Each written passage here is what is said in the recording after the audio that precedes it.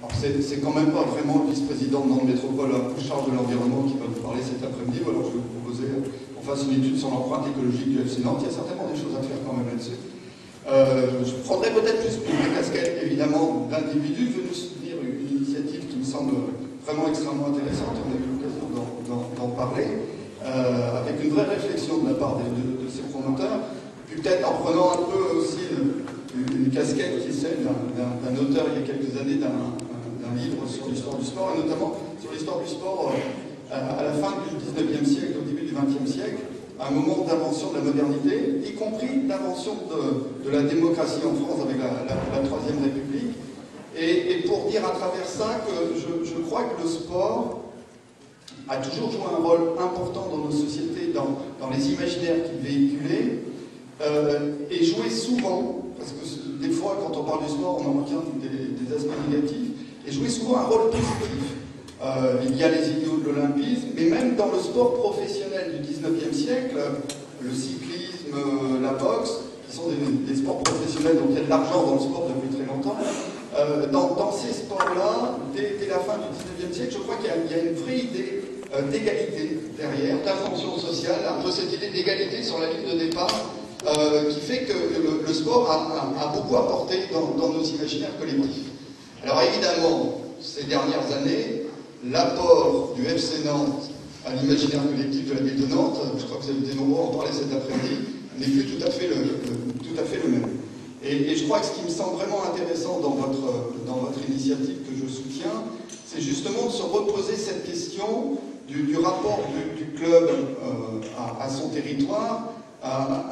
aux imaginaires et aux plaisirs qu'il apporte à la ville et plus largement bien sûr la ville de Nantes, et que du coup le FC Nantes ça ne peut pas être le joujou d'une seule personne ou d'un petit groupe, et je ne parle pas en fléchant particulièrement le président actuel que je ne connais pas et que je ne me permettrai pas de juger, mais en tout cas qu'on voit bien l'absurdité aujourd'hui d'une situation capitalistique du football moderne où un club peut être vendu, revendu, et finalement tous ceux à qui il a fourni des souvenirs, des plaisirs et aussi des moments de désillusion sont totalement dépossédés de son imaginaire. Et que là il y a une aberration totale, que c'est effectivement l'évolution du football moderne récent, et qu'à travers votre initiative, qui évidemment est nourrie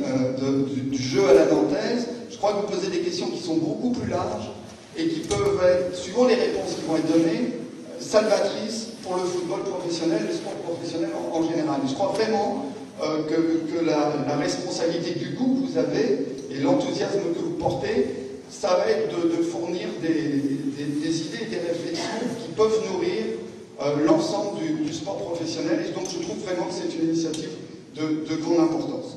Juste très rapidement, deux petits points qui ont peut-être été moins évoqués. J'avais une autre réunion cet après-midi, donc je n'ai pas pu assister à tout vos débats, mais qui me semblent importants, et pour reprendre ce que disait